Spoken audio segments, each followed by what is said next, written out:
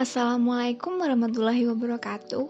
Perkenalkan kami dari kelompok 6 yang beranggotakan Sibli Hidayat dengan NIM T 2019-8085, Hilyatus Saadah dengan NIM T 2019-8089, dan yang terakhir yakni Eka Yulia Fatmawati dengan NIM T 2019-8101 dari Biologi 3, Fakultas Tarbiyah dan Ilmu Keguruan, Universitas Islam Negeri Kyai Haji Ahmad Siddiq Jember. Di sini kami ingin menyediakan video uji ANOVA 2 arah dalam aplikasi pengujian data yakni SPSS, yang mana pada video kali ini diampu oleh yang terhormat Ibu Risma Nurlim, Eskep NSMSJ.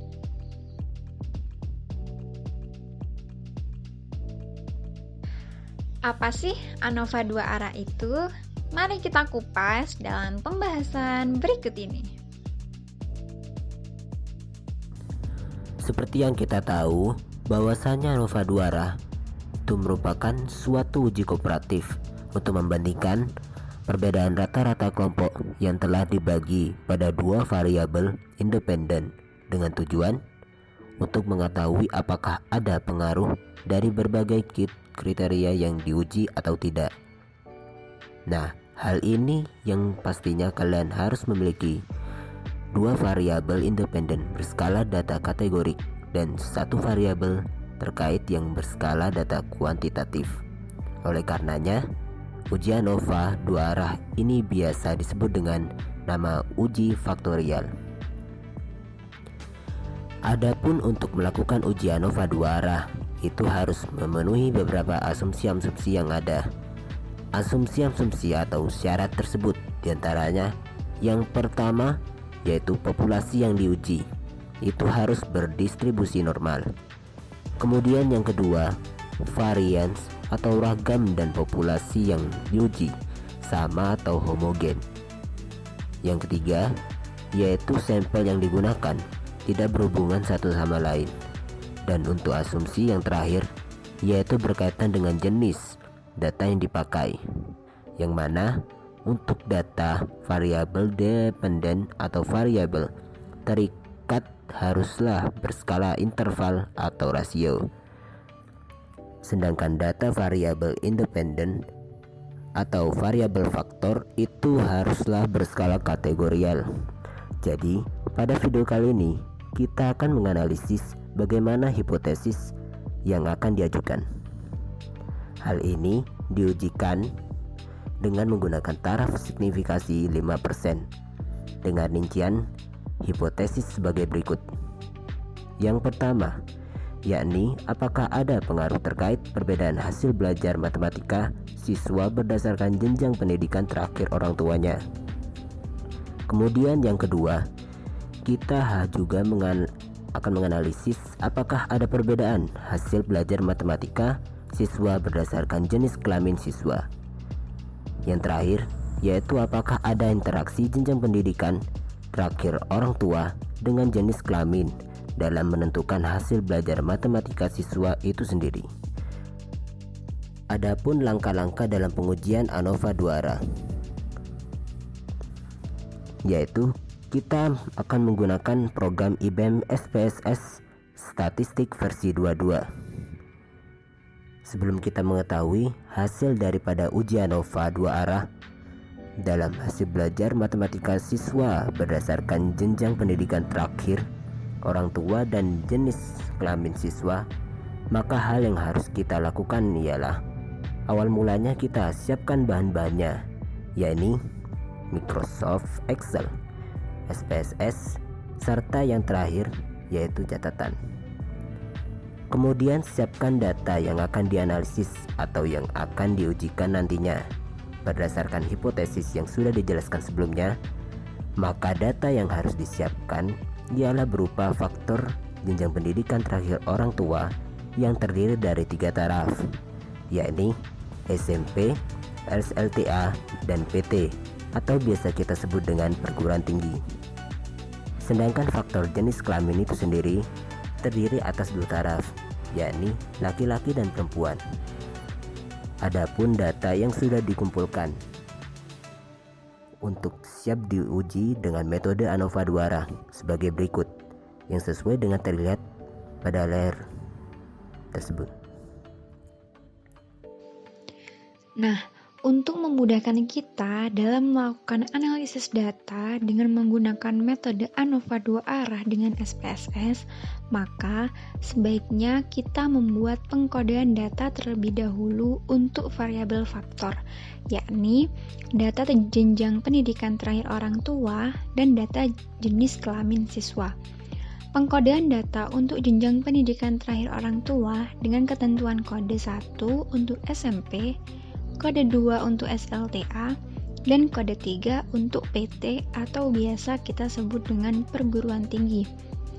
Hasil pengkodean data tersebut dapat dilihat pada tabel Microsoft Excel pada bagian kanan layar yang kalian lihat ini. Di sini terdapat tabel yang sudah kami kodekan berdasarkan variabelnya. Selanjutnya, untuk pengkodean data jenis kelamin siswa itu sendiri memiliki ketentuan berdasarkan tabel yang ada di Microsoft Excel bagian kiri pada layar yang kalian lihat ini, yang mana di sini nampak jelas bahwa kode 1 untuk laki-laki dan kode 2 untuk perempuan.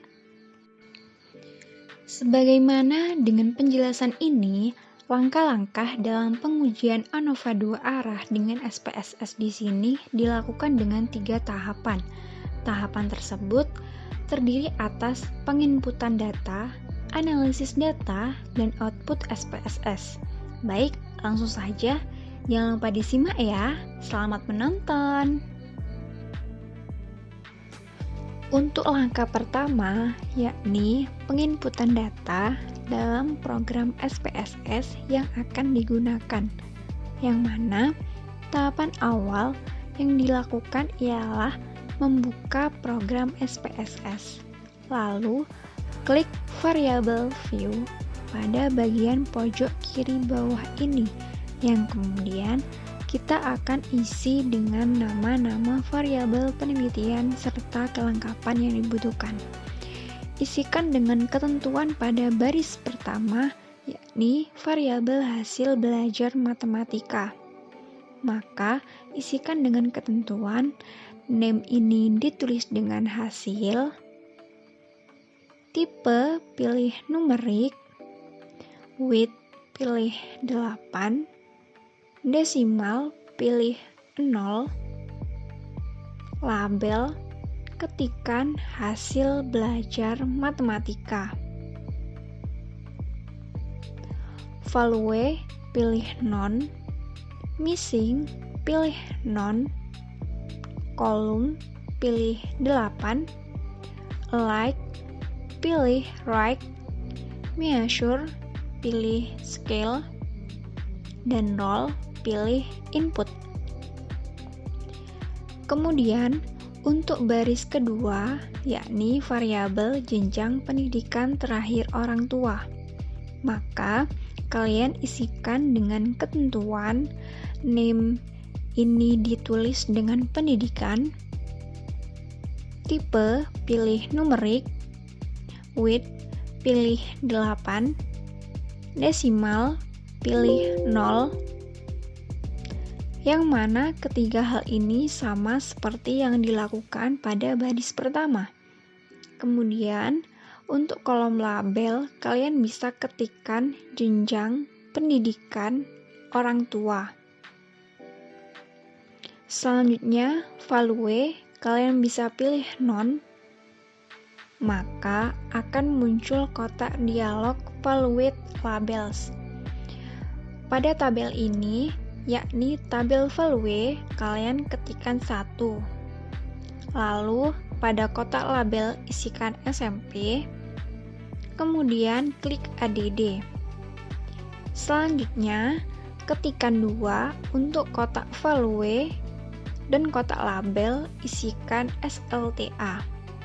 Lalu, klik ADD.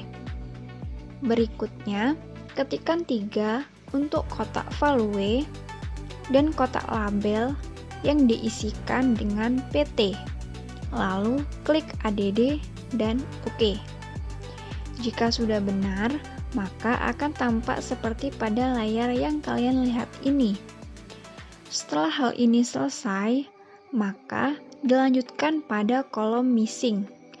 Kalian bisa pilih none, kolom pilih 8, like pilih right, measure pilih nominal, roll pilih input.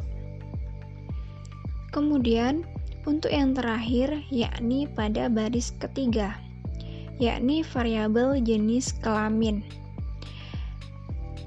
Maka kalian bisa isikan dengan ketentuan name ini ditulis dengan kelamin, tipe pilih numerik, width pilih 8, desimal pilih 0. Yang mana ketiga hal ini sama seperti yang dilakukan pada baris pertama dan kedua. Kemudian kita ganti kepada kolom label. Kalian bisa ketikkan jenis kelamin.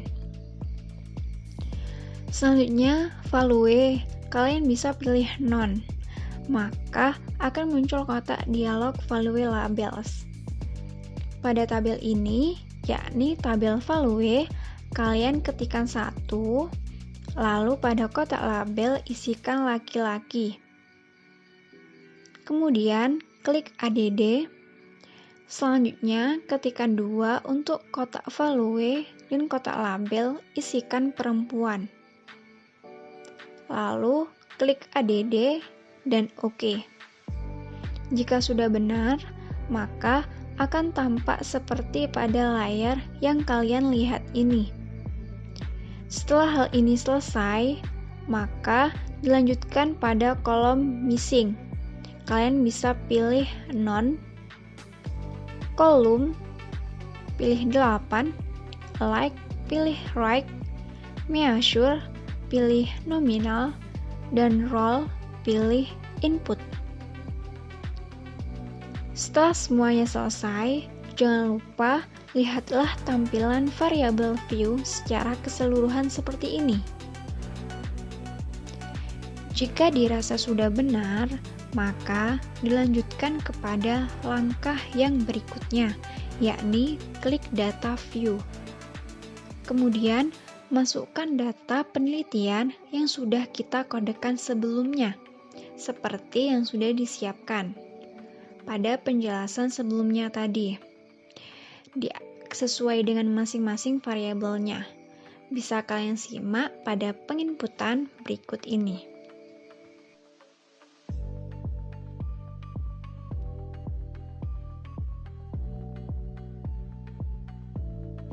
Jangan lupa di-input sesuai dengan variabelnya ya teman-teman.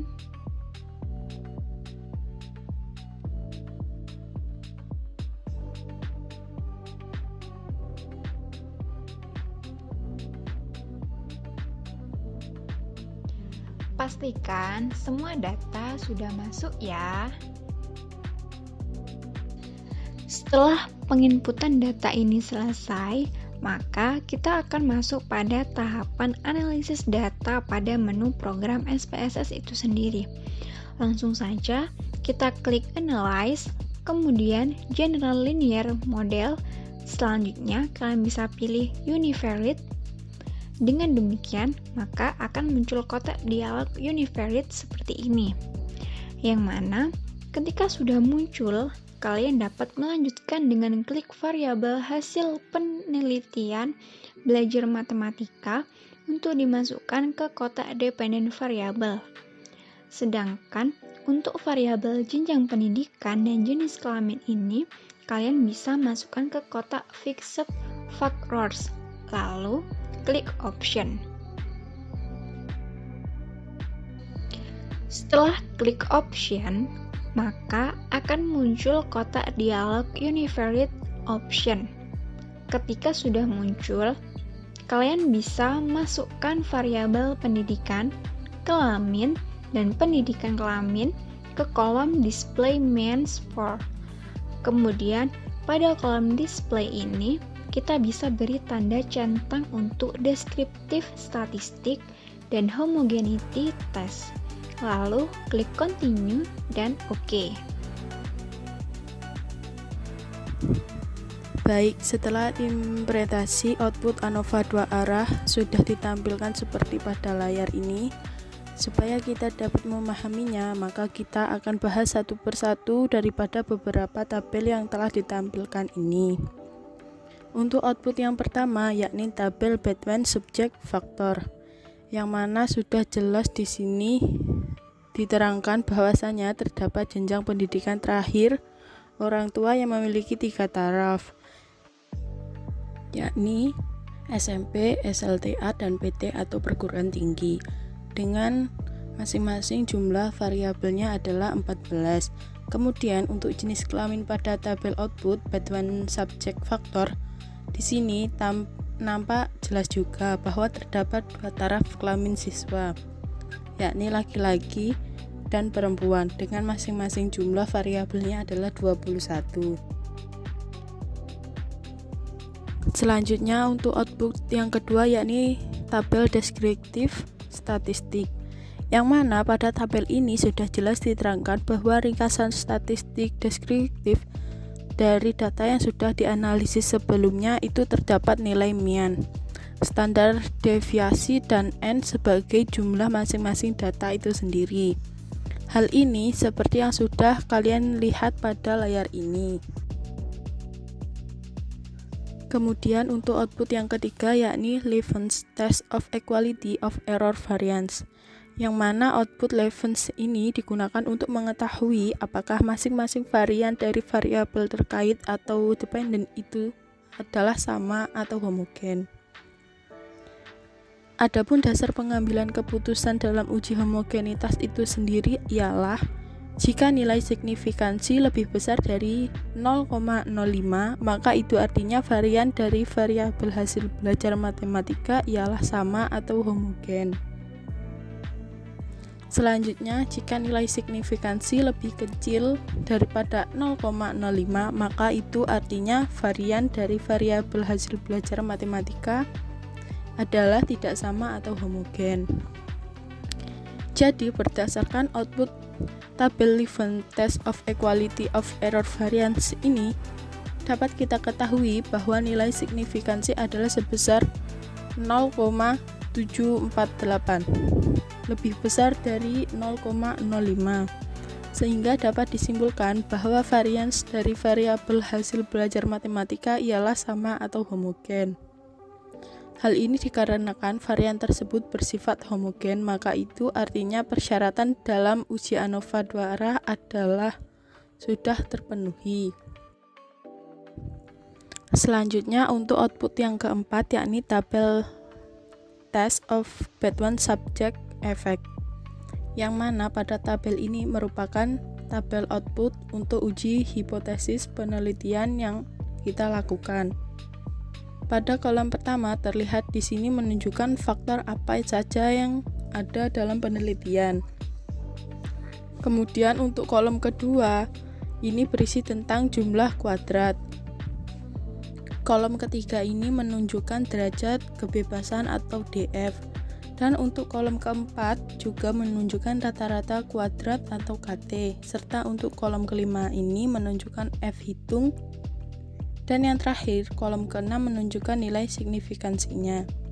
Jadi, berdasarkan tabel Test of Bethmann Subject Effect ini, dapat kita ketahui bahwa pengujian hipotesis dalam metode ANOVA 2 arah yang kita lakukan menunjukkan pengujian hipotesis pertama pada skor pendidikan diperoleh nilai signifikansi sebesar 0,000 lebih kecil daripada 0,05, sehingga hipotesis tersebut menyatakan bahwa ada perbedaan dari hasil belajar matematika siswa berdasarkan jenjang pendidikan terakhir orang tua dapat diterima. Selanjutnya, untuk pengujian hipotesis 2 arah pada skor kelamin diperoleh nilai signifikansi sebesar 0,685, lebih besar daripada 0,05, sehingga hipotesis tersebut menyatakan bahwa ada perbedaan hasil belajar matematika siswa berdasarkan jenis kelamin siswa, ditolak. Dan yang terakhir ialah pengujian hipotesis pada skor pendidikan. Kelamin diperoleh oleh signifikansi sebesar 0,490, lebih besar daripada 0,05, sehingga hipotesis tersebut dinyatakan bahwa ada interaksi jenjang pendidikan terakhir orang tua dengan jenis kelamin siswa dalam menentukan hasil belajar matematika siswa.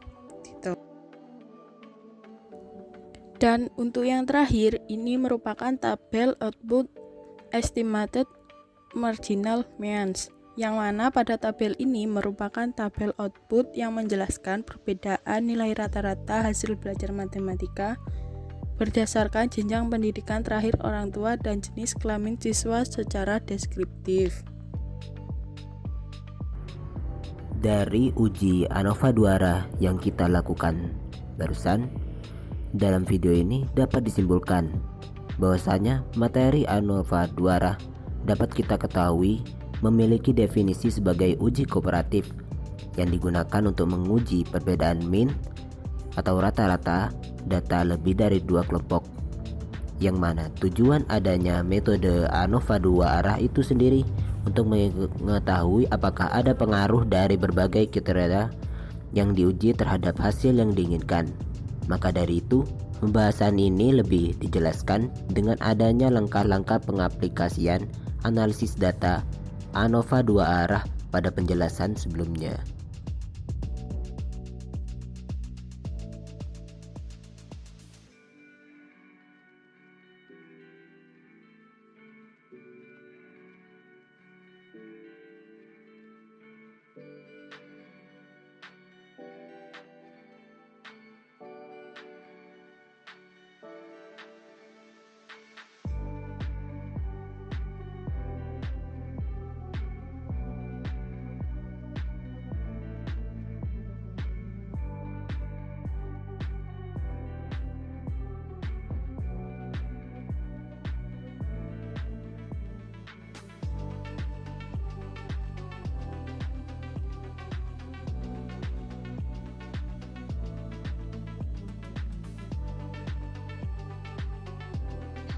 Sekian dari video yang kami sajikan, semoga bermanfaat. Assalamualaikum warahmatullahi wabarakatuh.